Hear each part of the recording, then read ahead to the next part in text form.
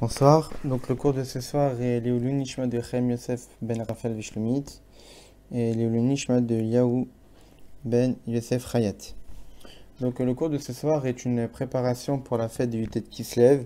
Le Yutet Kislev, c'est le jour où l'Admor Azaken, le Rabbi Shneur Zalman de Liadi, a été libéré des prisons tsaristes, où en fait il avait été emprisonné parce qu'il a été dénoncé par malheureusement d'autres juifs, ce qu'on appelait à l'époque des mitnagdim, des juifs qui étaient opposés au développement et à la diffusion de la chassidoute, sous une fausse accusation, comme quoi que le Rabbi Shneur Zalman, c'était quelqu'un qui donnait de l'argent à l'ennemi de l'époque de l'Empire russe, qui était l'Empire ottoman, alors qu'en réalité, en fait, l'Admor Azaken ne donnait de l'argent qu'aux juifs qui habitaient en Eretz Israël, aux pauvres juifs qui habitaient en Eretz Israël.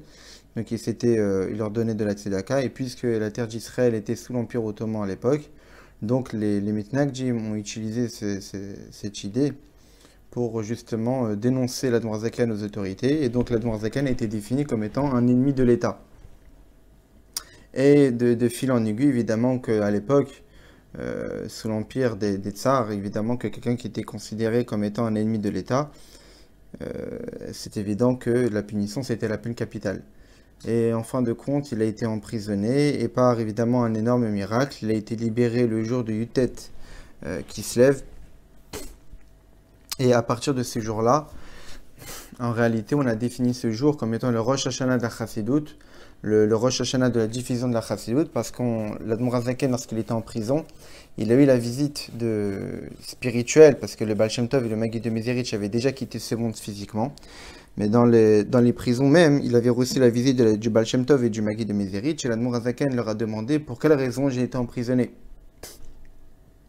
Et eux de leur répondre qu'en réalité, là-haut, dans les mondes spirituels, il y a eu une accusation contre toi par rapport à la diffusion que tu fais de la chassidut des secrets de la Torah, et qu'on t'a accusé que tu dévoilais des trop grands secrets. Et le Admor Azaken de leur demander, et maintenant, si je suis libéré, si je suis libéré, qu'est-ce que je devrais faire? Est-ce que je vais devoir m'arrêter ou continuer? Le Baal Shem Tov et Maggid de Mezerich, il dit au contraire, tu vas devoir même te renforcer. En réalité, vu que c'est vrai que concrètement et physiquement, cet emprisonnement s'est exprimé sous une certaine manière, mais en réalité, c'était basé sur une accusation spirituelle.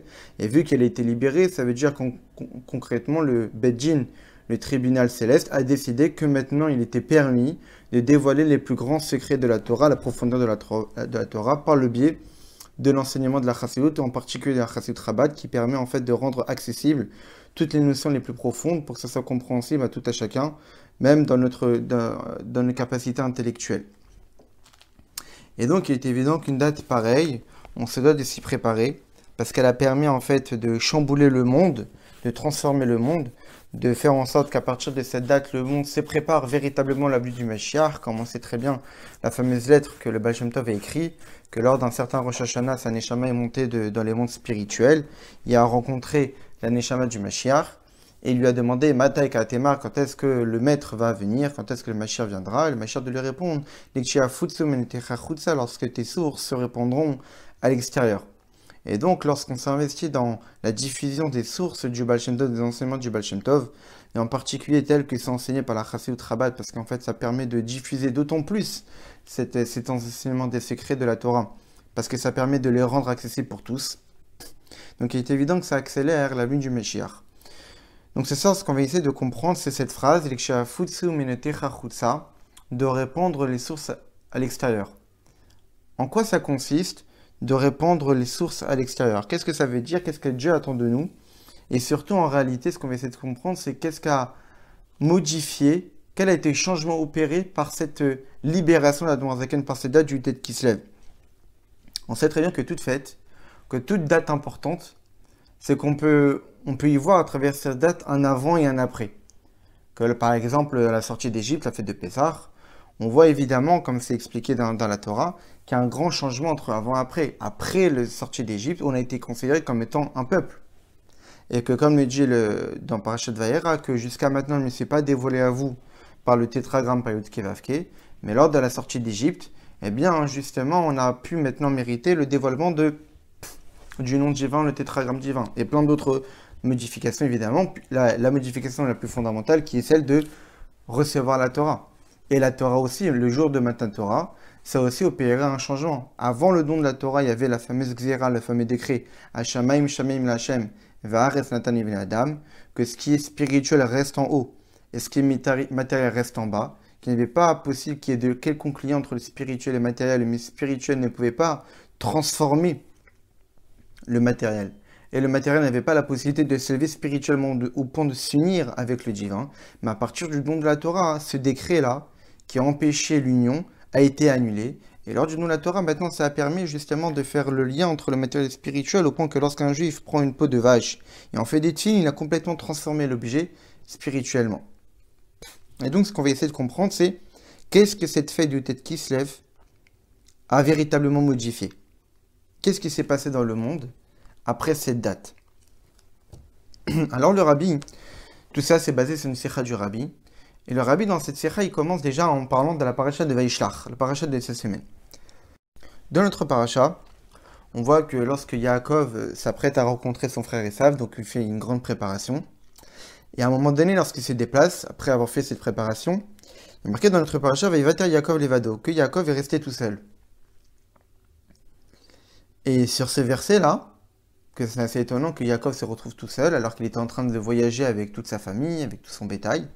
Sur ça, on a plusieurs explications. La première explication qui est rapportée par la Gemara, et que Rashi rapporte, Nishtayer al-Pachin Ktanim, qu'en fait il est resté seul pour récupérer des petites fioles, des petits cuves, des petits réceptacles qu'il avait laissés.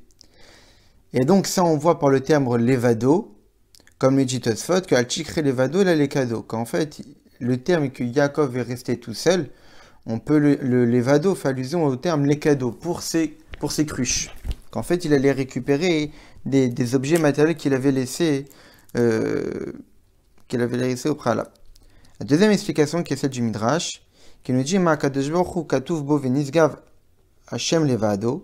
que Dieu est extrêmement élevé tout seul. Yaakov et Yaakov Levado, aussi Yaakov, il est resté seul. Donc on met en corrélation, on met en similitude la solitude de Akadosh Baruch Hu, comme quoi Dieu est infiniment élevé, et cette solitude que Yaakov a connue à ce moment-là. Le rabbi nous expliquait que, comme cela a été souvent dit, lorsqu'on a plusieurs commentaires sur un même verset, et en particulier sur un même mot, c'est que forcément ils sont liés. Et donc ça, ce qu'il faut essayer de comprendre, c'est quel est à priori le lien entre ces deux explications sur le terme levado, sachant qu'à première vue, ils sont complètement contradictoires. Par rapport à l'explication de la Gemara, ça nous dit que quoi que Yaakov était seul, il était resté seul. Pourquoi? Par rapport à des choses assez insignifiantes, des petites fioles. Des choses qui n'ont pas vraiment beaucoup de valeur. Et donc ce terme de levado fait référence à ces petits objets qui n'ont pas véritablement de valeur, qui en fait levado ne dit pas levado, mais dit les cadeaux pour sa cruche. D'un autre côté, l'explication du Midrash nous dit que la solitude que Yaakov a connue, donc le terme levado, il était seul, ça faisait référence à une élévation énorme, a priori à une élévation similaire à celle que Dieu a. Et cette solitude, cette phrase qu'on dit à propos de Dieu, Vinisgav Shemo Levado, que Dieu est seul et extrêmement élevé, ça fait référence à l'unité, au dévoilement de Dieu, tel qu'il aura lieu en un jour particulier, c'est-à-dire lors des temps futurs, des temps messianiques. Donc comment un même mot peut-il à la fois faire référence à des choses insignifiantes, des cruches, des fioles que Yaakov aurait oubliées, et donc il s'est retrouvé seul pour pouvoir les récupérer, et le même mot levado fait référence à une élévation spirituelle que Yaakov aurait connue a priori, similaire à la grandeur spirituelle de Dieu, le définissant comme étant un être solitaire et unique. Alors pour répondre à cette question, là le rabbi fait le lien avec Yutet Kislev. C'est connu le fameux enseignement du Shlach Kadosh, que toutes les fêtes de l'année, on y trouve une allusion dans la paracha durant lesquelles la paracha est lue. Là on voit que d'année en année, la fête du Yutet Kislev tombe soit le Shabbat de Parashat Veishlach comme cette année, ou soit durant la semaine de Parashat Veishlach. Et donc, forcément, on peut trouver une allusion à cette fête du Yutet Kislev dans notre paracha. Et cette allusion-là, on peut la comprendre par rapport aux deux explications sur lesquels que la Torah, l'enseignement de la Chassidoute a été dévoilé précisément dans ces dernières générations. On voit bien que l'avènement de la Chassidoute, ce dévoilement de la Chassidoute qui s'est opéré, qui a commencé par le Baal Shem Tov, c'était pas depuis le début du peuple juif, pas depuis le début de l'histoire du peuple juif, mais c'est arrivé bien après, dans ces dernières années. Au point qu'on dit Rishonim, Bnei Malachim, que si nos ancêtres étaient comme des anges, nous sommes comme des hommes, et si nos ancêtres sont comme des hommes, alors nous sommes comme des ânes. Et donc, a priori, on pourrait se poser la question, comment des secrets aussi énormes ont-ils pu être dévoilés dans les dernières générations? On aurait pu peut-être croire le contraire, que des choses aussi extraordinaires que le dévoilement de la Chassidoute, normalement, ça aurait dû peut-être concerner des êtres extraordinaires, nos ancêtres de l'époque, qui étaient, eux, considérés comme étant comme des anges. Alors, comment ça a pu se dévoiler seulement dans ces dernières générations? Alors, ça, on peut donner deux raisons. La première raison, c'est que justement, du fait de cette obscurité tellement opaque et redoublée dans ces dernières générations, en particulier dans les générations du talon du Mashiach, alors il est nécessaire d'une lumière extraordinaire qui va pouvoir combattre cette obscurité si opaque et si intense et profonde. Plus la maladie est grave, plus le remède doit être important. Donc il est évident que lorsqu'on fait face à une obscurité si obscure, si profonde, si difficile à vivre, forcément Dieu est obligé de dévoiler des outils, Dieu est obligé de nous donner des outils pour pouvoir combattre justement cette obscurité-là. Et l'outil qui nous a été donné dans ces dernières générations pour combattre cette obscurité si difficile des générations du temps de Mashiach, c'est justement la Chassidoute. La deuxième raison pour laquelle la Chassidoute a été dévoilée dans ces dernières générations, c'est par exemple par rapport à ce qu'il dit dans les écrits du Arizal, tel que c'est rapporté dans le Magan Avram, qui nous dit que quoi? Que la veille du Shabbat, il faut goûter au mets du Shabbat. Il en est de même aussi ça c'est pour le Shabbat de la semaine, il en est de même aussi pour le Shabbat des années. On sait très bien que le monde est défini pour 6000 ans. Et donc, on s'approche du 7e millénaire, donc de l'avènement des temps messianiques, alors il est évident qu'à la veille du Shabbat, on n'attend pas l'entrée de Shabbat pour commencer à goûter et à manger les plats du Shabbat, mais dès la veille, on commence déjà à y goûter. Et donc, cela signifie qu'avant même la venue du Mashiach, on goûte déjà au dévoilement de la profondeur de la Torah, qui se dévoilera complètement lors de la venue du Mashiach par le Mashiach lui-même.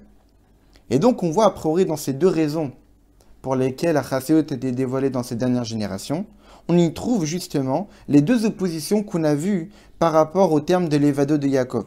D'après la première raison, il sort que quoi? Que le dévoilement de la lumière de la Chassidoute dans ces dernières générations, c'est du fait d'une bassesse, que tellement l'obscurité est intense dans ces dernières générations, tellement qu'on est bas spirituellement, que pouvoir justement combattre cette bassesse spirituelle, pour combattre les difficultés de l'obscurité, de cet exil si intense, alors il est nécessaire de dévoiler une lumière extraordinaire de la profondeur de la Torah. Donc on voit que la Chassidoute ici est liée à une bassesse. D'un autre côté, la deuxième raison pour laquelle la Chassidoute a été dévoilée dans ces dernières générations provient du dévoilement de la lumière de la Chassidoute dans ces dernières générations. Pourquoi? Par rapport à la grandeur de la période. Que puisqu'on est veille de Shabbat, après Chatzot, alors on peut déjà connaître un reflet des dévoilements des temps messianiques. Les dévoilements des temps messianiques, c'est un dévoilement extraordinaire. Et aujourd'hui, on est capable de le mériter, capable d'en profiter comme quelqu'un qui mange, qui goûte les plats du Shabbat à la veille du Shabbat. Donc on voit qu'a priori, la raison pour laquelle la Chassidoute a été dévoilée dans ces dernières générations est basée sur deux raisons qui paraissent contradictoires. Première raison par rapport à une bassesse, on est bas spirituellement, donc pour combattre cette obscurité, il est nécessaire de donner des forces et des outils assez puissants, qui est la Chassidoute. Et la deuxième raison, c'est parce que justement, comme on est proche de la venue du Mashiach, et donc avant la venue du Mashiach, on nous donne la possibilité de goûter à ces dévoilements extraordinaires. Donc ça fait référence à une grandeur, à un dévoilement magnifique. Donc on voit la similitude par rapport à notre paracha. On nous dit que Yaakov était resté seul par rapport à une bassesse, parce qu'il allait chercher des petites fioles, des petites cruches, qui n'ont pas forcément beaucoup de valeur. Et la deuxième raison, c'est qu'on fait une similitude entre la solitude de Yaakov et la solitude que Dieu a dans sa grandeur spirituelle infinie. Alors, quelle est l'explication? Comment un même événement, quand même, un même dévoilement de Chassidoute peut être basé a priori sur deux raisons contradictoires? Et comment, a priori, un même mot dans notre paracha signifie deux choses qui a priori, comme on l'a dit, paraissent contradictoires. Alors c'est connu, le rabbi nous dit, on l'a dit au tout début en introduction, que Yutet Kislev a été le début, justement, de Yafutsu Menetechachutsa. Quand est-ce qu'a véritablement commencé la diffusion des sources à l'extérieur, des sources de la Chassidut pour tout le peuple juif? Ça a commencé à Yutet Kislev, que même ceux qui se trouvent dans une stature, dans un niveau d'être à l'extérieur, qu'à priori on pourrait se dire que pour eux, ces personnes, ou pour ces endroits-là, la Chassidut, les secrets de la Torah ne convient pas, eh bien justement c'est là-bas qu'il va falloir les dévoiler. Quand on dit Yafutsu Menetechachutsa, c'est que même dans des endroits qu'on pourrait considérer comme étant extérieurs, et donc a priori non concernés, c'est là-bas qu'il va falloir les diffuser. Et quand est-ce que cette diffusion a véritablement commencé? Lors du Yutet Kislev. Ça a été dit de nombreuses fois sur le fameux diouk, la fameuse précision qu'on peut voir dans ces mots que le Mashiach lui-même a dit au Baal Shem Tov, Yafutsu Menetechachutsa, que tes sources se répandront à l'extérieur. Il n'y a pas marqué que tes eaux se diffusent, se répandent à l'extérieur. Il y a marqué que tes sources, que les sources elles-mêmes se doivent être à l'extérieur. C'est-à-dire qu'il ne suffit pas que les sources aient une influence dans les endroits extérieurs. Torkedi Sharutam Bimkomam, en restant eux-mêmes des endroits extérieurs, la source est dans un certain endroit, mais cette source se répand au point que cette source a une influence même dans ces endroits extérieurs. Ici, l'idée, c'est que la source elle-même se trouve à l'extérieur. C'est pas comme si qu'on a creusé un puits et ça fait jaillir de l'eau, et cette eau qui jaillit va pouvoir atteindre des endroits reculés. Non. Ici, l'idée, c'est que la source elle-même va se déplacer dans ces endroits reculés. C'est pas l'eau qui va être diffusée à l'extérieur, c'est la source elle-même qui va être diffusée, au point que l'endroit qu'on considérait comme étant extérieur et non concerné sera un endroit où se trouvera la source de diffusion. La source de diffusion elle-même se déplacera. Et donc, c'est ça, en fait, l'idée de ce que le Mashiach a dit au Baal Shem Tov. Que les sources doivent être où ça, à l'extérieur. Et de quelle manière? Yafutsu, de manière d'être diffusée, d'être répandue largement. Au point que chaque recoin de cet endroit extérieur soit rempli des sources. Et donc c'est ça en fait la pression qu'on peut voir dans les mots Yafutsu, que ça doit être diffusé largement. Qui doit être diffusé largement? Pas l'influence. La source même d'influence doit être diffusée. Et où ça? Dans les endroits les plus extérieurs. Cela signifie que non seulement la Chassidut n'est pas réservée à une élite, n'est pas réservée à une certaine catégorie de personnes, n'est pas réservée à un certain endroit, mais doit être diffusée dans tous les endroits et doit être diffusée pas juste la partie extérieure, la partie superficielle, mais la source elle-même, se doit d'être diffusée. De quelle manière? Largement, Yafutsu. Au point que dans cet endroit le plus reculé, on ne pourrait pas dire qu'il y a une partie qui a pu profiter de la diffusion et une autre partie non. Tous les recoins de l'endroit et tous les recoins des personnes concernées vont pouvoir profiter de l'influence, de la diffusion, non pas de l'influence de la source, mais de la source elle-même.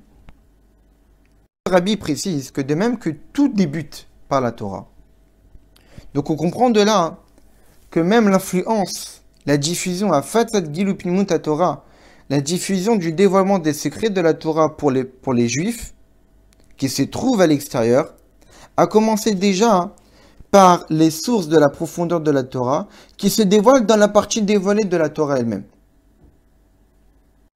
Il est évident qu'avant l'arrivée de l'Admor Zaken, il y avait des maîtres, des géants du peuple juif, qui étaient grands dans les deux parties de la Torah. À la fois dans la partie dévoilée de la Torah, à la fois dans la partie cachée de la Torah. La partie dévoilée, la Gemara, les poskim, les décisionnaires, le Shulchan Aruch, etc., la Halacha, et les secrets de la Torah qui sont plutôt les Midrashim, qui sont plutôt la Kabbalah, qui sont plutôt le Moussar, qui est plutôt la Chakira, les livres de recherche intellectuelle. À l'époque, avant même l'Admor Zaken, il est évident qu'il existait des géants de la Torah, des génies de la Torah, qui étaient investis dans ces deux parties.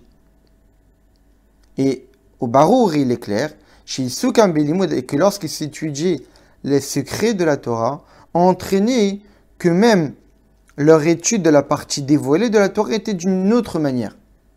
Mais malgré cela, c'était bien deux parties distinctes. La partie dévoilée de la Torah et la partie profonde de la Torah. C'est vrai que lorsqu'ils étudiaient la partie profonde, ça avait un impact dans leur manière d'étudier la partie dévoilée, mais il n'empêche que pour eux, c'était la partie secrète et la partie dévoilée. Et c'est ça l'action que l'Admor Zaken a fait.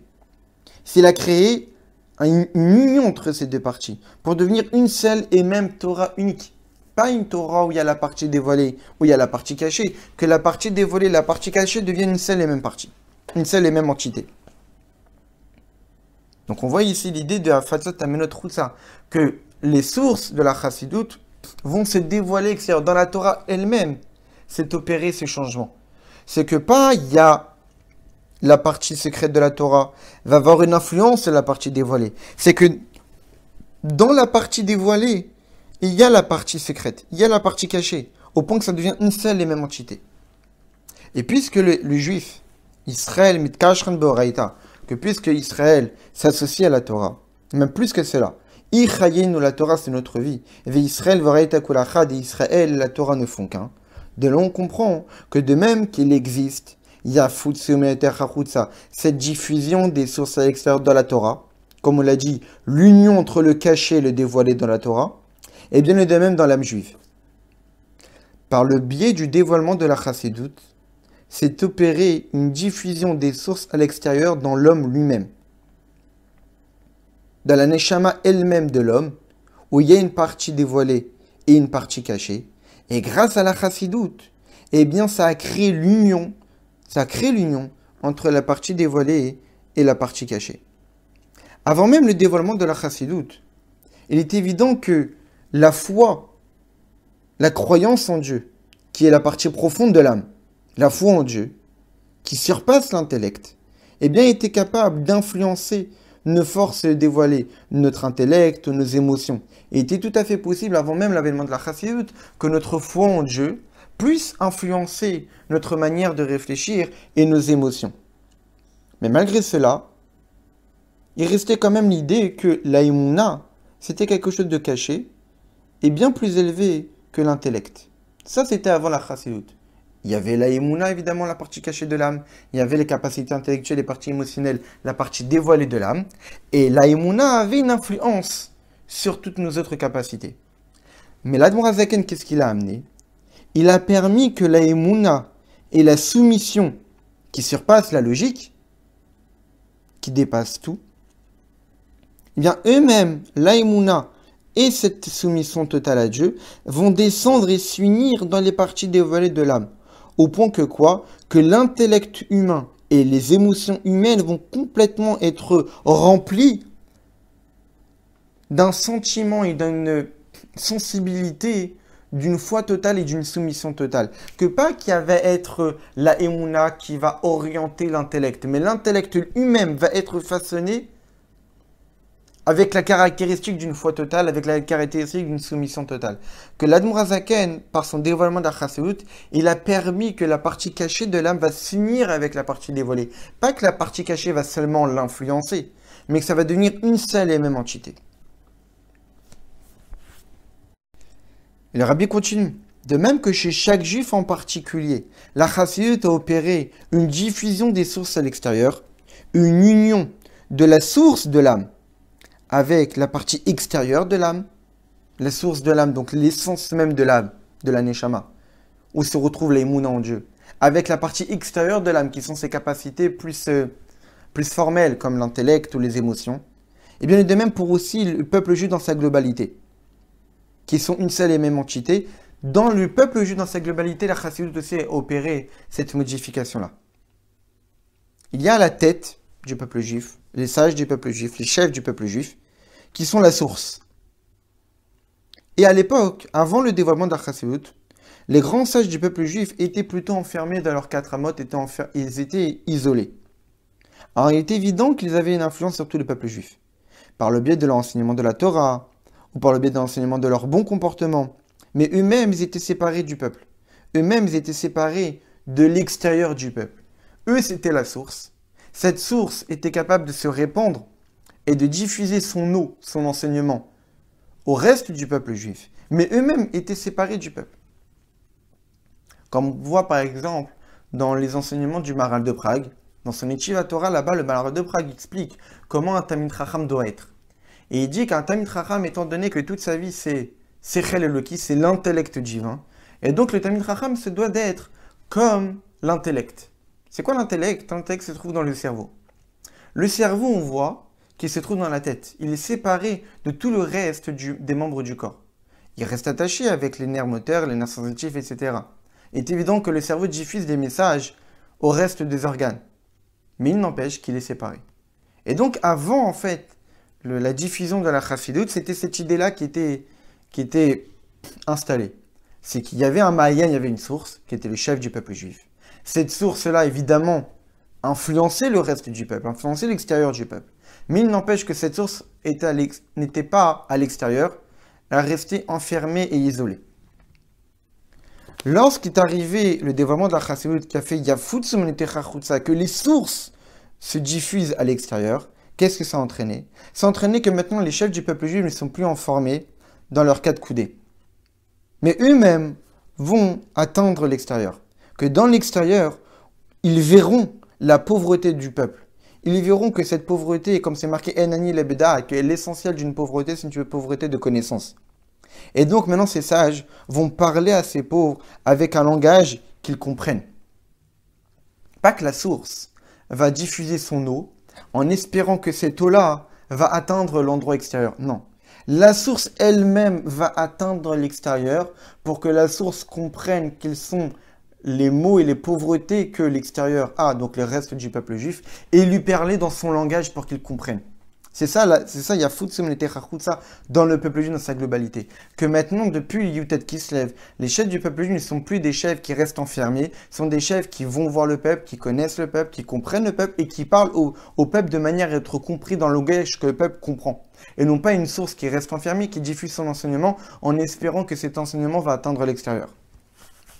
Même plus que cela, que puisque les sources ont atteint tous les recoins de l'extérieur, on comprend que ça inclut un dévouement des peuples juifs, même pour les besoins matériels du peuple. Parce qu'ils ont compris que cette pauvreté intellectuelle est aussi liée à une pauvreté matérielle, comme on l'a vu à l'époque du Baal Shem Tov. On raconte à l'époque du Baal Shem Tov qu'au tout début de ses voyages dans les villages, pour aller voir les autres juifs, eh bien essentiellement, quelle était la première chose qu'il faisait? C'est aider le juif matériellement. Parce qu'il savait que le matériel et le spirituel ne font qu'un, et que pour aider le juif spirituellement, il faut aussi l'aider matériellement. Mais pour cela, le Baal Shem Tov s'est déplacé. Le Baal Shem Tov est allé dans les villages. Le Baal Shem Tov est allé à l'encontre des autres juifs. Et c'est ça l'idée, c'est que le Mahayan, la source elle-même, va se déplacer pour voir comment ça se passe sur le terrain. Et qu'en voyant comment ça se passe dans le terrain, le Mahayan va pouvoir se diffuser véritablement dans tous les recoins de cet endroit extérieur. Parce que si le Mahayan, la source, était resté dans ces quatre amots, dans ces quatre coudées, en espérant que ça se diffuse à l'extérieur, pas forcément que ça aurait été compris par l'extérieur, et pas forcément ça aurait été diffusé dans tous les recoins. Et donc, qu'est-ce qu'on voit de là? On voit donc les changements opérés par Yutet qui se lève. Yutet qui se lève a opéré un changement, qui est cette idée déjà, comme on l'a dit au tout début, que les secrets de la Torah maintenant vont devoir être diffusés dans tous les recoins possibles. Que aucune personne ne puisse se dire « Moi, cette partie de la Torah ne me concerne pas, c'est beaucoup trop élevé. » À partir du moment où l'Admorazaken a été libéré de prison, à partir du moment où maintenant le décret qui était à l'origine de son emprisonnement, qu'il ne fallait pas dévoiler les secrets tels que l'Admorazaken le dévoilait, mais maintenant qu'il a été libéré, c'est que cette accusation a été cassée. C'est que le tribunal céleste a décidé que maintenant, c'est permis de dévoiler la Chassidut de manière à être diffusée extrêmement large dans tous les recoins possibles. Ça nous est rendu possible. Et vu que ça nous est rendu possible, donc on a l'obligation de vivre ainsi, on a l'obligation de vivre avec ces diffusions des secrets de la Torah de manière à les rendre accessibles pour tout un chacun.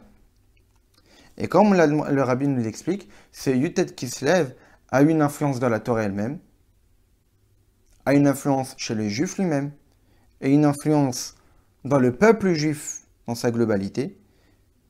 Et maintenant, le rabbi va nous dire que quoi? Que puisque le monde a été créé, bijvi la Torah, le monde a été créé pour la Torah, qui est appelé une prémisse, comme c'est connu, le fameux Rashi, qui dit Bereshit, Bet-Reshit, le monde au commencement, qu'on peut dire aussi pour le commencement, pour la prémisse.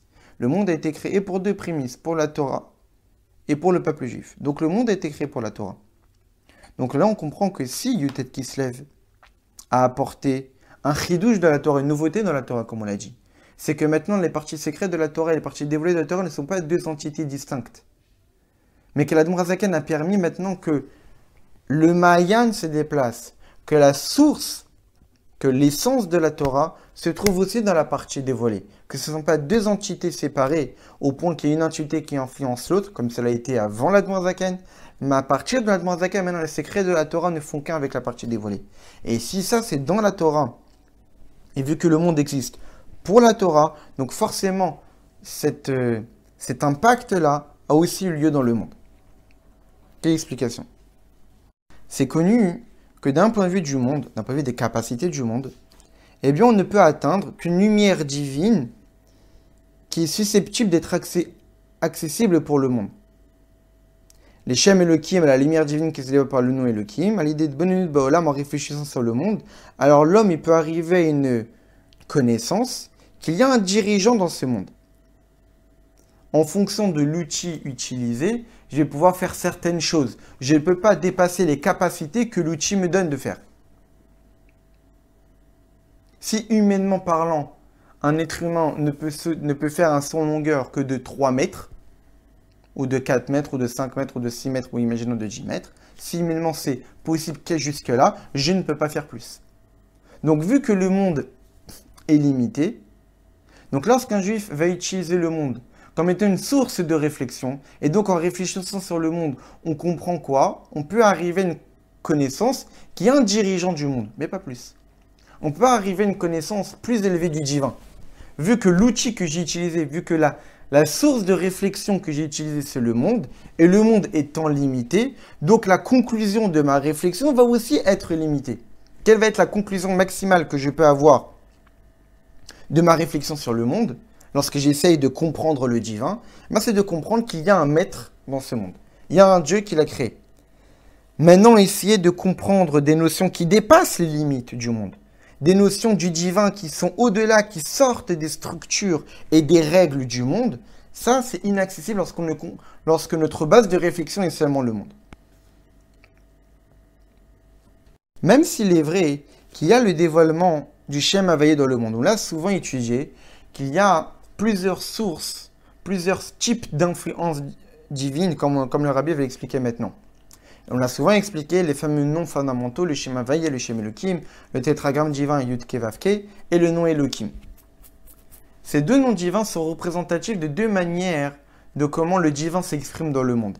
Il y a le nom Elohim, qui est de la même valeur numérique du mot Hateva, la nature. Cela signifie ici l'action du divin telle qu'il s'habille par les voies de la nature. On voit qu'on ne voit rien a priori de miraculeux, on ne voit rien de si extraordinaire, mais a priori, Olam Keminago Noeg, le monde il est tel qu'il est, sans qu'il y ait de choses qui dépassent l'entendement. Ensuite, il y a aussi ici l'action du Shem Havayé. Le tétragramme divin Yud-Ke Vav-Ke, qui est la contraction du I de Haya Oveveye, du passé, présent, futur. Et donc, on parle ici d'une intervention du divin qui dépasse les limites du temps, vu que c'est la contraction du passé, présent, futur.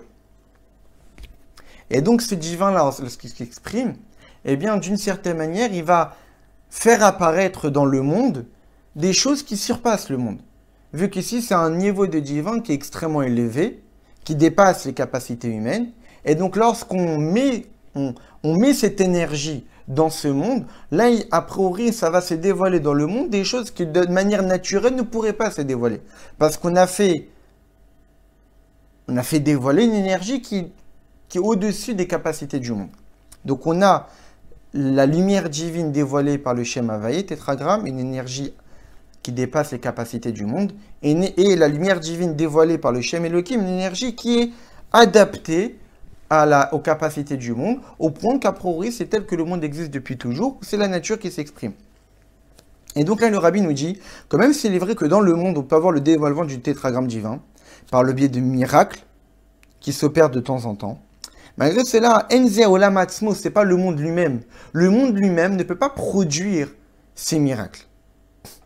Au contraire, justement, les miracles annulent la nature du monde. Lorsqu'un miracle apparaît, lorsque par exemple, lors de la plaie de Barad, où Dieu a mélangé le feu et l'eau, il est évident que le monde lui-même n'a pas produit ces miracles. Parce que ça dépasse les capacités du monde, ça dépasse la nature, tel que Dieu a installé. Dieu a mis une règle que l'eau et le feu ne peuvent pas coexister. Donc si à un moment donné, on voit que le feu et l'eau coexistent, c'est pas le monde qui a été capable de produire cela, donc ce n'est pas dans ses capacités, mais c'est justement ça a découlé d'une action du schéma veille du tétragramme divin, que cette puissance-là surpasse les capacités du monde et donne la possibilité à faire des choses que le monde, lui, n'est pas capable de faire. Qu'est-ce qu'a opéré la Chasséut dans le monde? La Chasséut a amené que dans le monde lui-même, il y a un dévoilement du divin qui surpasse le monde. Ça veut dire quoi? C'est pour cette raison qu'on peut remarquer que la Chassidut, lorsqu'elle parle de notions extrêmement élevées du divin, eh bien, elle l'explique Alpi Sechel Enoshi, d'après les règles de l'intellect humain, par des paraboles qui sont pris, par des exemples qui sont pris des sujets de ce monde. Et donc la Chassidut permet justement l'union entre le monde et une lumière divine qui surpasse le monde. Ça les unit, ils coexistent ensemble. Tout à l'heure, on avait dit qu'a priori, un miracle, c'est quoi? C'est que ça casse le monde. Le monde n'est pas capable de produire quelque chose qui est au-delà de ses capacités. À partir du monde, je ne peux pas comprendre le surmonde, ce qui dépasse le monde. Et lorsqu'on a l'intervention d'une chose qui surpasse le monde, bah ça casse les règles du monde. La Chassidut, en partie tel que c'est expliqué par Chassidut Rabat, qu'est-ce qu'on voit? On voit qu'on parle de sujets extrêmement profonds. Qu'on parle de notions du divin qui surpassent évidemment les limites humaines, qui surpassent les limites du monde. Et pourtant, ils sont expliqués à travers des exemples et des paraboles et des mots empruntés des notions de ce monde, empruntés des sujets de ce monde. Et donc on voit ici une coexistence, une harmonie entre la limite du monde et l'illimité du divin. Et c'est ça en fait ce que la Chassidut a apporté aussi dans le monde. Et là, le Rabbi va expliquer encore beaucoup plus dans les détails. Il y a une lettre connue, que l'Admor Hazaken a écrite après sa sortie de prison, à propos justement de la délivrance, de la libération du tête qui se lève. Et il dit à propos de cette délivrance, de cette libération, qu'elle était de manière Ifli Hashem Vigdil la Asad Baaretz, que Dieu a fait des choses extraordinaires, magnifiques et grandioses sur la terre. Ifli Hashem, Dieu a fait des pélés. Vigdil a fait des choses gadol, grandes. La Asad Baaretz, concrètement dans la terre. Et là, le Rabbi nous expliquait que dans les manières de comment Dieu intervient dans le monde, on peut y voir, comme on l'a dit tout à l'heure, deux systèmes. Premier comportement dans le monde, c'est de manière naturelle. Chez Az En Achriut Elokit Giluya, où la vitalité divine ici n'est pas dévoilée, n'est pas révélée. Ce comportement provient du nom Elohim. On ne voit pas forcément une quelconque trace de divin. Ça saute pas aux yeux. C'est la nature qui se comporte comme d'habitude. La deuxième manière de quoi, c'est Ashgacha Pratit Geluya, une providence divine dévoilée, révélée. On voit ici que la vitalité divine est dévoilée dans la nature. D'où tire ce comportement? Ce comportement prend sa source du schéma éveillé du tétragramme divin. Maintenant, les rabbis rentrent encore plus dans les détails. Donc ça, c'est comme on l'avait dit tout à l'heure, globalement, on a deux pôles. On a le comportement naturel, on a le comportement miraculeux. Maintenant, le rabbi va rentrer dans le détail que même dans le comportement miraculeux provenant du dévoilement du schéma vaillé, du Yud-Ke Vav-Ke, on a aussi deux manières. On a Ofel Shen Katnut, on a une implication, une action du schéma vaillé, du tétragramme, de manière assez minime. où ici la providence divine est visible, mais dans les voies de la nature. On sent qu'il y a quelque chose qui est inhabituel, mais physiquement, on ne voit pas que ça casse complètement les lois habituelles auxquelles on est habitué. La deuxième manière, ici au Finchel Gadlut, et ici le schéma Vaillé, le tétragramme divin, intervient de manière grandiose. Que la providence divine qui se dévoile, eh bien ça se dévoile de manière complètement surnaturelle. Comme ils disent les Chachamim, Dvar Gadol Masi Merkava. L'action de la Merkava, la fameuse prophétie du prophète Yecheskel, des choses extraordinaires, eh bien ça c'est Dvar Gadol, c'est quelque chose de grandiose. Et donc on voit maintenant, le Rabbi nous a dit dans les détails que même dans l'intervention du Shem Havaï et du tétragramme divin, donc une lumière divine qui surpasse les capacités du monde. Bien, dans cette intervention, ça peut intervenir de deux manières. De manière assez minime, pas si importante, qu'on voit que c'est quelque chose de miraculeux, mais ça s'inscrit dans les voies naturelles. Ou sinon, ça intervient de manière grandiose, ça saute aux yeux, ça casse véritablement les règles du monde. Maintenant, le Rabbi continue en disant que quoi? Mais même lié Igdil, cette chose grandiose, elle a quand même un lien avec les comportements basses, vu qu'en fait on parle de choses minimes ou grandes. À partir du moment où on parle ici de quantité, donc en réalité on parle de l'intervention du schéma Vaillé et du tétragramme divin, soit de manière minime, soit de manière grandiose, ça veut dire que ça c'est comparable entre les deux. On saute pas de catégorie. C'est la même catégorie, sauf que soit c'est de manière assez quantitativement, il n'y avait pas beaucoup d'interventions du schéma Vaillé. On sent que c'était intervenu, mais pas de manière assez importante, ou soit de manière beaucoup plus importante. Mais ça reste à prouver la même catégorie, moins importante ou plus importante, mais la même catégorie. Alors, ensuite, le Rabbi, il rajoute, il dit, maintenant il y a un troisième comportement. Anaga bofen shelifli. Là, c'est le comportement de manière ifli, pélé, extraordinaire, amoufredet managateva, qui est complètement opposé aux voies de la nature. C'est pas que les voies de la nature, on voit que c'est la nature qui se comporte ainsi. Mais c'est évident que c'est miraculeux derrière. Ou soit on voit que c'est miraculeux de manière beaucoup plus importante, ou ça c'est carrément opposé aux voies naturelles. Ces trois manières du comportement de l'intervention du schéma Vaillé, du tétragramme divin, eh bien, en fait, font référence à trois catégories de miracles différents. Les miracles qui s'habillent dans les voies de la nature, au point qu'on n'a même pas conscience qu'il y a eu un miracle, comme les miracles de Purim. Quand on lit l'histoire de la Megillah, déjà, premièrement, le nom de Dieu n'y apparaît même pas, et a priori, on voit que c'est seulement un effet de cause et de conséquence. Ah oui, il y a Aman qui a vu Mordechai qui ne s'est pas prosterné. Donc Aman n'était pas content. Il a voulu exterminer le peuple juif. Aman était le conseiller de Achashverosh qui lui a donné un bon conseil par rapport à sa femme Vashti. Et donc il lui donne la possibilité de faire ce qu'il veut. Mordechai prend conscience de ce qui s'est passé. Il sort en haillon. Esther le voit. Une discussion s'installe. Mordechai convainc Esther d'intervenir. Esther dit ok, je vais faire un jeûne de 3 jours et ensuite je vais aller voir le roi. Elle va voir le roi. Elle aimerait bien discuter avec lui autour d'une table avec Aman. Ensuite, Achashverosh, il a du mal à dormir. Il se réveille. Il a envie de ouvrir ses mémoires. Ça tombe sur la page de l'histoire de Mordechai qui lui a sauvé la vie, etc., etc. Et donc, on voit l'histoire de la Megillah. A priori, c'est quelque chose de tout à fait naturel.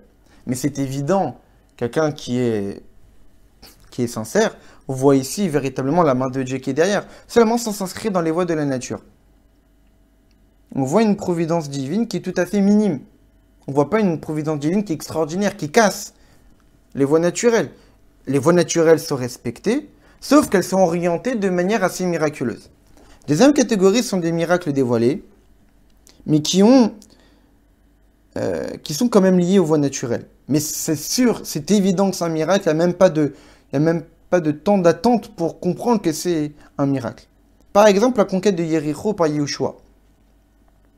Après déjà le miracle que les murailles est tombées lorsqu'ils sont tournés autour, qui n'étaient pas du tout habillés par les voies naturelles, eh bien il est marqué que Veya l'Am, etc., via Achim les Ficharev, on voit que le peuple est sorti en guerre. Donc ils ont emprunté les voies naturelles. Ou même encore beaucoup plus particulier, la guerre contre Midian. Et Khatsum et Techam Anashim et Tseva, prenez parmi vous des gens qui feront une armée. Et qu'est-ce qui est marqué? Velo Nifka Miminu Ish. Personne n'est mort. Et c'était une guerre. Donc ça a emprunté les voies naturelles, mais c'est quelque chose qui est totalement miraculeux. Depuis quand dans une guerre, il n'y a pas de mort dans un camp? Et donc on voit a priori que c'est quelque chose qui est véritablement miraculeux. On n'a pas de doute là-dessus que c'est un véritable miracle, un miracle dévoilé, qu'on fait une guerre sans aucun mort. Sauf qu'il y a eu une guerre. On a agi physiquement en empruntant les voies naturelles, mais en empruntant les voies naturelles, ça s'est fait de manière totalement miraculeuse. Donc là, ce n'est pas un miracle habillé. Ça s'autose que c'est un miracle. Mais c'est un miracle quand même qui est lié aux voies naturelles. Le rabbi raconte une histoire, comme c'est connu, l'histoire à propos qu'une fois une personne est rentrée chez Admor Zaken, il était malade, et que tous les médecins de l'époque ne lui avaient pas trouvé de médicaments pour sa maladie. Alors Admor Zaken a conseillé de manger une moitié de matzah shmura avec de l'eau. Il a guéri. Et a priori, ça paraît a priori tout à fait contradictoire. Zoi peula apoelet begouf achole. Ça, c'est une action qui s'est opérée dans le corps du malade, qui lui a renforcé sa santé. Mais d'un autre côté, la matzah shmura avec de l'eau, de manière naturelle, n'a pas de lien avec la guérison de la maladie. Les médecins eux-mêmes n'ont pas trouvé de guérison, n'ont pas trouvé de remède. Donc c'est vrai qu'on lui a donné quelque chose à manger. Que de manière naturelle, lorsqu'on mange, il y a un certain renforcement. Mais depuis quand, lorsqu'on mange de la matzah avec de l'eau, ça permet de guérir lorsque tous les médecins disaient qu'il n'y avait pas de remède. Donc on voit qu'en fait c'était une guérison surnaturelle, mais qui était liée avec la nature. Vu que l'Admor Zaken a conseillé de manger quelque chose. Maintenant, cette nourriture qui lui a été donnée n'a aucun lien avec la guérison de sa maladie, mais pourtant la guérison s'est opérée. Et donc ça, c'est la deuxième catégorie des miracles extraordinaires, mais qui sont liés aux voies naturelles. Et la troisième catégorie, on parle ici des miracles qui ne sont aucunement liés à la nature. Comme une victoire totalement miraculeuse, comme l'a dit Chizkiyahu, Ani Yashan al-Mitachi. Moi, je vais dormir sur mon lit, et c'est Dieu qui fera la guerre. Et Chizkiyahu n'a rien fait. Il avait une totale confiance en Dieu, au point qu'il n'a même pas levé le petit doigt pour faire la guerre. C'est Dieu lui-même qui a fait la guerre tout seul. Donc on voit ici que ça n'a pas du tout emprunté les voies naturelles, c'est complètement un miracle extraordinaire qui surpasse toutes les voies naturelles. Et donc c'est ça ce que l'Admor Zaken a dit dans sa phrase à propos de la libération, de la délivrance du miracle du tête qui se lève. Il a dit « Ifli Hashem ve'igdi le'asod ba'aretz » que Dieu a fait quelque chose de totalement miraculeux et de grandiose dans la terre. Le dévoilement de la lumière de la chazut du tête qui se lève n'a pas apporté seulement un dévoilement du Shem Havaï, du tétragramme divin, de manière minime, dans les voies de la nature. Et pas seulement de manière grandiose, un miracle visible, mais qui est lié à la nature, mais de manière ifli, totalement surnaturelle, qui n'est pas du tout empreint par une quelconque trace de nature. C'est ce que Yutet Kislev a fait. Yutet Kislev était un miracle extraordinaire qui surplace complètement les voies de la nature. Mais d'un autre côté, que dit l'Admor Zaken? La sot ba'aretz. Et ça a été fait dans la terre. Car le but de l'enseignement de la Chassidut, c'est de faire descendre ces choses miraculeuses, extraordinaires de Dieu, cette lumière divine qui n'a aucune empreinte dans le naturel, mais de le mettre dans la terre elle-même. La Chassidut est cette idée d'union de choses extrêmement élevées avec la bassesse de ce monde. La Chassidut est cette idée qu'on n'est pas là pour casser le monde. La Chassidut est là pour dévoiler que la source du divin, que le divin lui-même, que l'essence même du divin va se dévoiler, c'est ça, Ifli Hashem, des choses miraculeuses, on ne parle pas de quelque chose qui est, qui est dans les voies de la nature, on ne parle pas de quelque chose qui est grandiose, qui s'emprunte des voies de la nature, on parle de véritablement quelque chose qui surpasse la nature. Mais malgré cela, ça doit être lié avec le monde. Le rabbi de continuer pour nous reparler en fait de ce qu'a opéré l'Admor Zaken dans la Torah elle-même et donc dans tout ce que Yutet Kislev a apporté.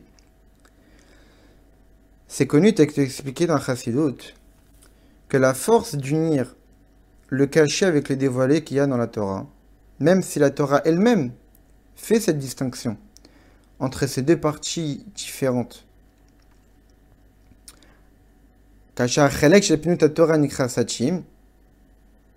Lorsque la partie profonde de la Torah est appelée cachée, secrète. C'est-à-dire que d'après la Torah, ça doit rester secret. Et ce n'est pas dévoilé. Alors comment on peut unir le secret et le dévoilé? Ça provient du fait que l'Admor HaZaken a fait descendre Etzem Pnimut HaTorah. Que l'Admor HaZaken a fait descendre et apporter à la portée de chacun l'essence de la profondeur de la Torah. La différence entre le secret et le dévoilé de la Torah, c'est seulement dans son étude, c'est seulement dans l'extension de la Torah.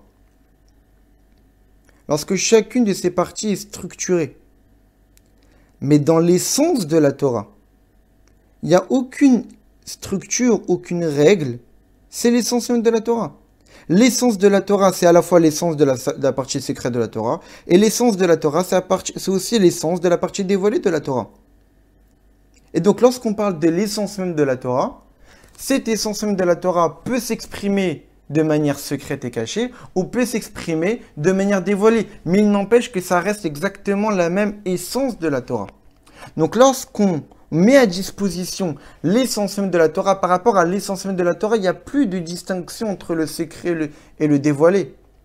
Après que la chose a été rendue secrète, après que la chose a été rendue dévoilée, oui, on peut dire que le secret c'est secret et le dévoilé c'est dévoilé. Mais lorsqu'on parle de l'essence même de la Torah, cette essence-là, elle est identique à la fois dans la partie dévoilée que dans la partie cachée. Prenez une personne. Une personne peut être cachée comme une personne peut être visible. Mais il n'empêche que ça reste exactement la même personne. Donc pour la personne elle-même, être caché ou être dévoilé, ça ne change rien. Pour l'extérieur, pour les autres, ça change. Pour la diffusion de cette personne-là, ça change. Mais pour la personne elle-même, ça ne change pas. Lorsqu'on parle de partie secrète de la Torah ou partie dévoilée de la Torah, lorsqu'on parle de la diffusion de la Torah, diffuser l'étude des secrets de la Torah ou l'étude de la partie dévoilée de la Torah, on voit bien que ce n'est pas du tout le même langage, ça ne s'exprime pas du tout de la même manière. Mais en réalité, au fond du sujet, l'essence même de la Torah reste unique et la même.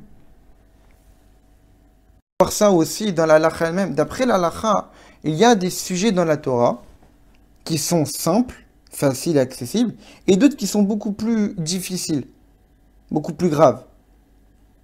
Mais pourtant, il y en a la halakha claire, que tout c'est lui qui dit que la Torah ne provient pas de Dieu, même un seul verset, même un seul mot, ou quelqu'un qui dit que Moshe Rabbeinu a dit la Torah de lui-même, c'est un kofer beTorah, c'est quelqu'un qui renie toute la Torah.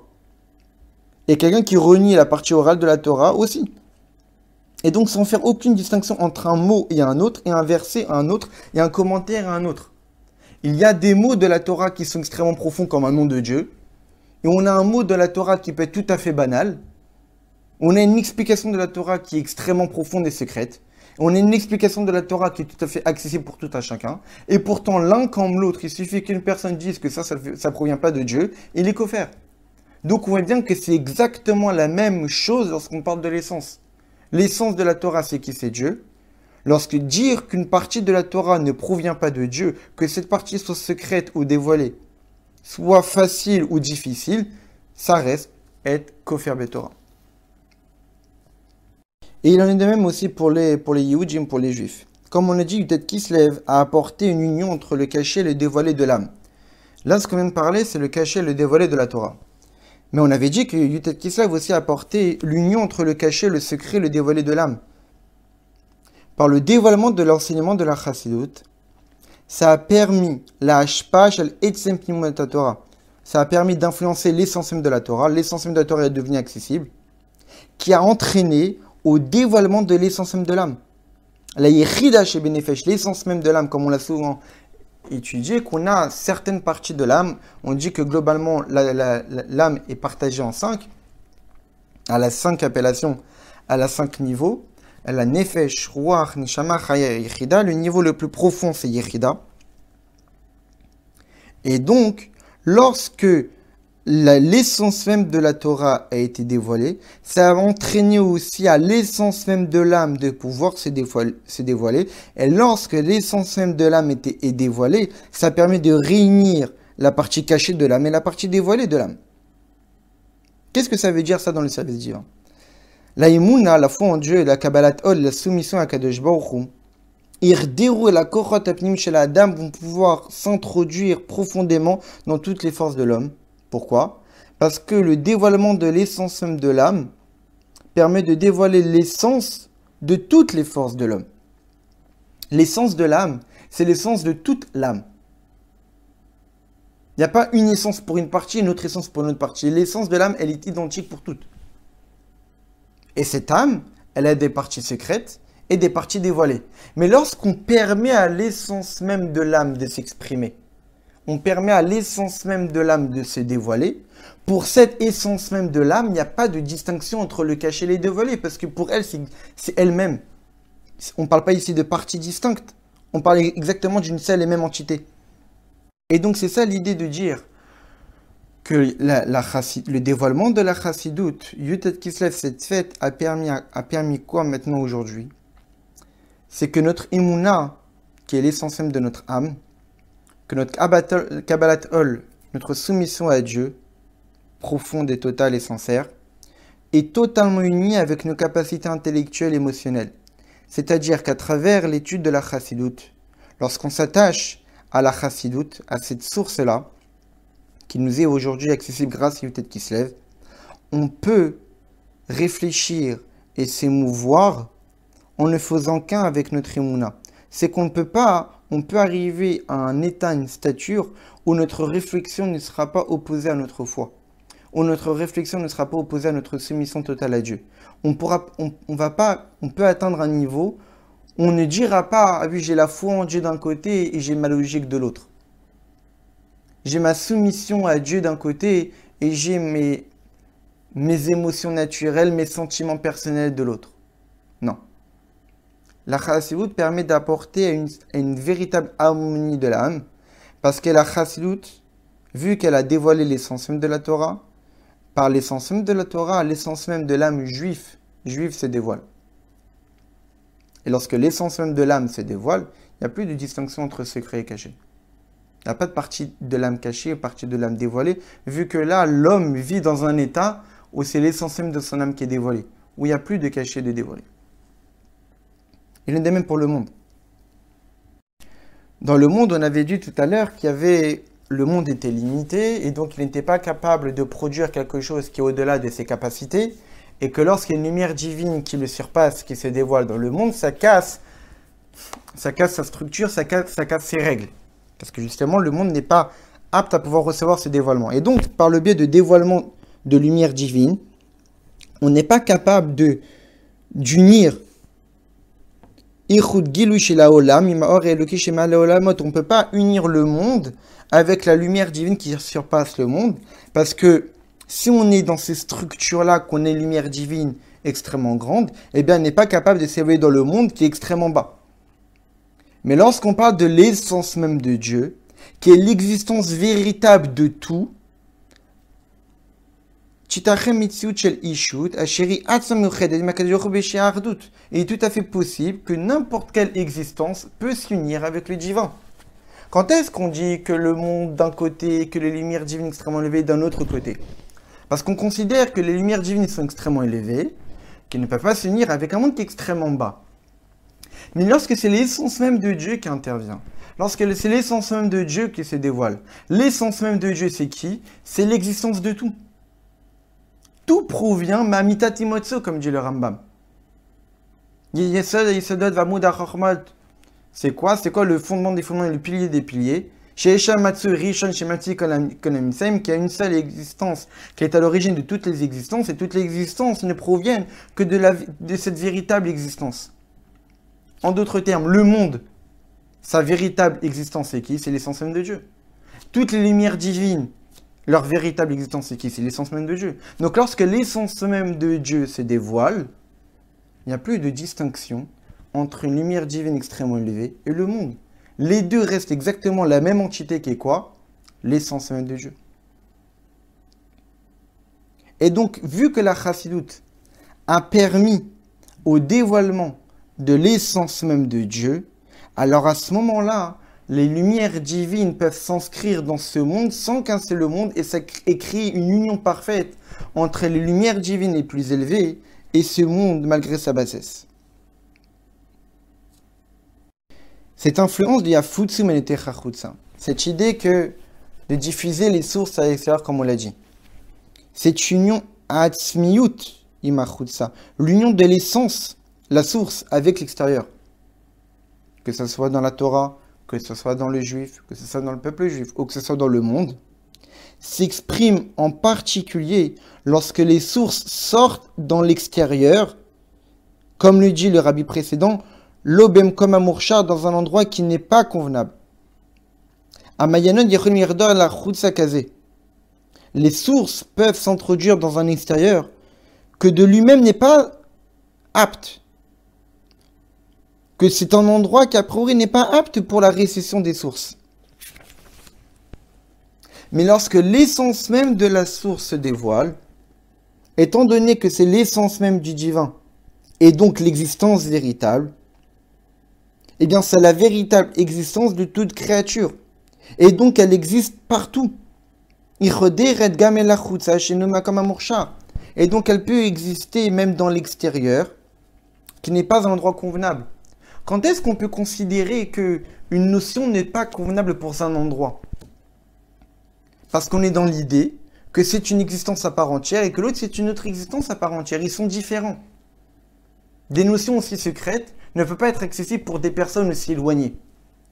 Mais lorsqu'on parle de la source, lorsqu'on parle de l'essence même de la source qui se dévoile, les Mahayanot, le Mahayan, la source elle-même se dévoile, la source de tout, l'existence véritable de tout, l'existence véritable de la source, eh bien c'est l'existence véritable de cet endroit extérieur. Eh bien dans cet endroit extérieur, qu'il soit géographique, qu'il soit spirituel ou même que ce soit une personne, en réalité, en lui, sa véritable existence, c'est la source elle-même. Et donc c'est ça qu'on dit qu'il y a de répandre les sources à l'extérieur, parce que lorsqu'on parle de source, lorsqu'on est attaché à la source, cette source-là existe partout, il suffit juste de la répandre. Et aucun endroit, même si a priori on a l'impression qu'il n'est pas mourchar, qu'il n'est pas apte, mais c'est justement dans ces endroits qui ne sont pas aptes que la véritable diffusion de la source prend tout son sens, parce que dans les endroits qui a priori ne sont pas aptes, c'est là-bas où en eux est caché que leur véritable existence, c'est l'existence véritable de la source, car en réalité tout est essence de Dieu. Il n'y a pas une chose qui n'est pas essence de Dieu, la véritable existence de tout élément de ce monde, c'est l'essence même de Dieu.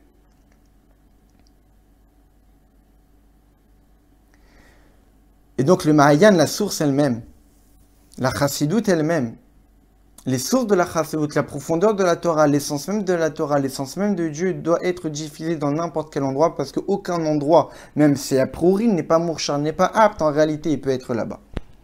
Et c'est ça le lien avec les deux explications qu'on avait dit pourquoi la chassidoute est apparue dans les dernières générations. À cause de l'obscurité si profonde de ces dernières générations, ou c'est pour goûter au dévoilement du monde futur. Le dévoilement de l'essence même de la profondeur de la Torah s'exprime justement que lorsqu'on peut éclairer l'obscurité des dernières générations au point de la transformer en lumière.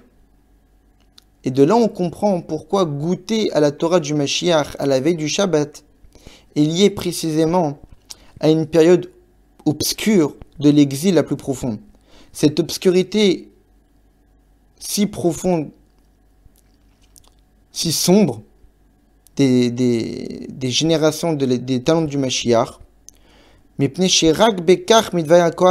que c'est seulement de cette manière-là qu'on exprime la force essentielle de l'essence même de la Torah du Mashiach, qui est capable d'éclairer l'obscurité. En fait, ce n'est pas une bassesse, mais ça montre une grandeur, comme on l'a dit. A priori, on voit que la raison pour laquelle la chassidut a été dévoilée dans cette dernière génération, c'est par rapport à une bassesse. C'est que tellement que l'obscurité est intense, que pour pouvoir guérir d'une maladie si grave, pour pouvoir combattre une obscurité si intense et sombre, il faut des outils extraordinaires, donc on nous a donné la chassidut, donc c'est par rapport à une bassesse. D'un autre côté, on nous dit que la raison pour laquelle la chassidut a été dévoilée dans cette dernière génération, c'est par rapport au fait qu'on va goûter aux délices des temps messianiques, donc c'est par rapport à une grandeur.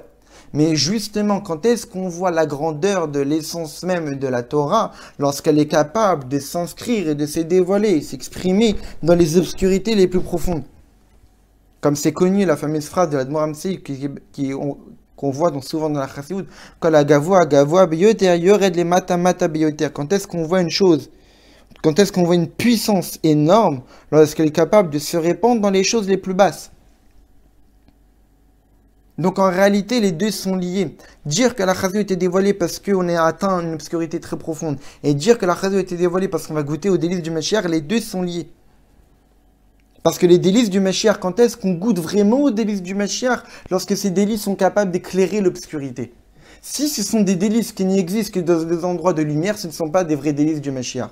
Ce ne c'est pas l'essence même de la Torah. Parce que l'essence même de la Torah, où on voit qu'on est capable de toucher l'essence même de la Torah, parce que cette essence même de la Torah n'est pas limitée à un réceptacle particulier. Parce que lorsque l'essence même de la Torah se dévoile, tout est réceptacle à cette essence, parce que l'existence de tout, c'est l'essence même de Dieu. Et par rapport à l'essence même de Dieu, aucun endroit n'est vide de lui, aucun endroit n'est différent de lui, aucun endroit n'est opposé à lui, parce que lui est la véritable existence de tout. Et donc l'essence même de la Torah, par le biais de la diffusion de la chassidut, s'exprime justement pour goûter aux délices du Mashiach dans une période sombre, parce que les deux sont liés. Quand est-ce qu'on goûte véritablement à l'essence même de la Torah? Lorsqu'il est capable d'atteindre l'obscurité. Parce que ça prouve qu'on goûte à l'essence même de la Torah. Après tout ce qu'on a dit, on peut comprendre le lien entre les deux explications que Yaakov avait, que Yaakov était resté seul, soit pour sa cruche, pour des choses minimes et insignifiantes, ou soit faisant référence à la solitude de Dieu, que Dieu est extrêmement élevé et il est seul. Que précisément, que précisément en raffinant ces petites fioles, ces petites choses qui paraissent insignifiantes, en raffinant, en élevant les choses les plus basses, dans les obscurités et les voiles les plus profonds et intenses, et reconnu et ressenti le vrai sens de Nisgav Hashem Levado, que Dieu est extrêmement élevé et unique. Arduto Shel HaKadosh Baruch Hu, l'unité de Dieu, que Dieu est unique. Beofen Amiti, véritablement, chez Mitzad Atzmut Hashem, l'essence même de Dieu. L'essence même de Dieu est visible lorsqu'on voit une intervention dans les choses les plus basses et obscures. Dire que l'essence même de Dieu s'exprime dans des choses élevées spirituellement, ce n'est pas une preuve véritablement de l'implication de l'essence même de Dieu. Parce que dans des choses élevées, des lumières divines peuvent intervenir. Mais dans des choses les plus basses, des lumières divines ne peuvent pas intervenir parce que ça se correspond pas. Donc quand est-ce qu'on voit la grandeur, l'infinie grandeur de Dieu, justement dans les choses les plus basses?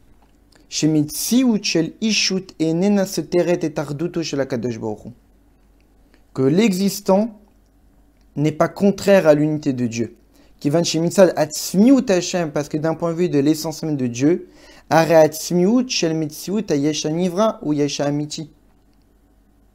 point de vue de l'essence même de Dieu, l'essence même de l'existant du créé est l'existant véritable. Qui est notre véritable source de vie? Qui est notre vie? C'est Dieu. Dieu est l'existence de tout. Tout est Dieu. Et Dieu est tout. Donc d'un point de vue de l'essence même de Dieu, rien n'est contraire à lui parce que tout est lui. Et donc quand est-ce qu'on voit le dévoilement de l'essence? Justement dans l'intervention des choses les plus basses. Dans la bassesse, on voit la grandeur. Et donc on voit ici le lien entre les deux explications que Yaakov Avinu s'est retrouvé seul, à la fois parce qu'il voulait intervenir dans des choses les plus basses, et on sait très bien comme les Chachamim en déduisent de ces passages, que Yaakov Avinu il était allé récupérer des petites fioles, de là on voit que les tzaddikim chérissent leur argent plus que leur corps, parce que l'argent d'un juif, il y a des étincelles divines qui sont liées à la source de son âme. C'est pour cette raison, Chaviv alem amonam yoter migoufam, c'est pour cette raison qu'ils chérissent plus leur argent que leur corps, par rapport à la grandeur des étincelles divines qui sont cachées dans cet argent-là, dans ces objets-là.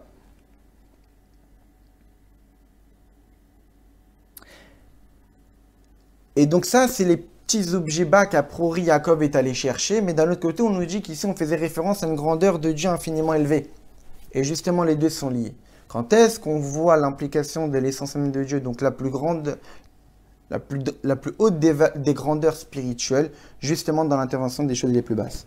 Et donc c'est ça en fait, l'un des messages, l'une des préparations que peut avoir Papa Yutet Kislev, c'est de comprendre c'est quoi cette fête. Chag HaChagim, la fête des fêtes. Qu'à partir de ce jour du Yutet Kislev, on nous a donné la possibilité à nous de pouvoir prendre l'essence même de la Torah, de pouvoir dévoiler l'essence même de notre âme, de pouvoir faire en sorte qu'il y a l'essence même de Dieu qui se dévoile dans le monde. Comment? Il y a futsu menete chachutsa. Lorsqu'un juif s'implique dans la diffusion de la chassidut, en répandant la chassidut, en particulier la chassidut Chabad qui explique les notions les plus profondes, de manière à être accessible pour tout à chacun, même intellectuellement, et même surtout intellectuellement, eh bien ça permet de répandre les sources à l'extérieur. Toutes les sources à l'extérieur, qu'aucun endroit, géographiquement, spirituellement, ne soit vide de ces sources. Pas seulement diffuser l'eau, mais diffuser la source elle-même. Et plus on dévoilera ces sources, plus en fait ça va permettre de dévoiler l'essence même de la Torah, de dévoiler l'essence même de l'âme juive, de dévoiler l'essence même de Dieu, parce qu'on aura rendu cet endroit une véritable dirab et tartem, une véritable demeure pour Dieu, une demeure où l'essence même de Dieu va pouvoir se dévoiler. Parce que ça, la définition de dirab et tartem, c'est quoi une demeure? Où l'essence même de la personne s'exprime. La personne est à l'aise, où il peut exprimer toute sa nature, toute son essence. Faire de ces mots une demeure pour Dieu, c'est faire une demeure où l'essence même de Dieu va pouvoir s'exprimer. Et qu'est-ce qui a permis à l'essence même de Dieu de pouvoir s'exprimer dans ce monde? Yutet Kislev. C'est la raison pour laquelle on dit Imatek Atema, quand est-ce que Mashiach viendra? Lorsque tes sources se répandront à l'extérieur. Parce que la venue du Mashiach, c'est faire de ce monde une demeure pour Dieu. Et ce monde est rendu une demeure pour Dieu parce qu'on a rendu possible le dévoilement de l'essence même de Dieu. Et qu'est-ce qui a rendu possible le dévoilement de l'essence même de Dieu? Justement, Yutet Kislev qui rend possible le dévoilement de la chassidut, parce que lorsqu'on dévoile l'essence même de la Torah, ça permet de dévoiler l'essence même de l'âme juive. Et lorsque l'essence même de l'âme juive est associée à l'essence même de la Torah, ça permet de dévoiler l'essence même de Dieu.